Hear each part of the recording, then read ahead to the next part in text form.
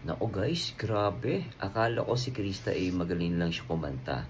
Marami pala siyang talent, no? At maging sa sports, talaga namang napakahusay niya. Mabait, maganda. Talagang wala na akong masabi kay Krista. Panoorin natin to guys.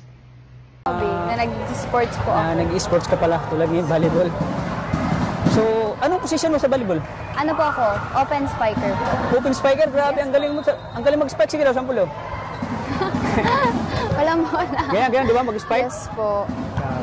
Bagay sa'yo maging spiker kasi matangkad ka eh. Grabe. Kailan ka nagsimulang mag-volleyball? Ngayong, yung grade 7 lang po ako. Grade 7, bago, ilang taon na? Ano lang po, mga 2 taon pa lang po. 2 taon. So, Pangatlong 2 taon ka na nag-ensayo ng volleyball? Yes po. Pero dati po, ang sport ko nung elementary is arnis po. Arnis? Yes po. Arnis po. Yung ganyan, Opo. Yes. yung patama-tamaan lang dito. Tapos may cover sa mukha, di ba? Opo. Tapos dito. Grabe yung delikado magiging asawa mo yan. Papaluhin mo ng gusto. Buti nga po hindi taekwondo. Nagbabalak po nga ako mag-taekwondo. Sana ngayong kaso. Pero masaan yung mas gusto mo talaga yung volleyball o arnis? Ngayon po kasi nagsusubok pa lang akong volleyball.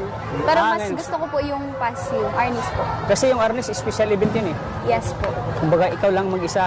Kumbaga ikaw lang yung bubuhat sa sarili mo eh.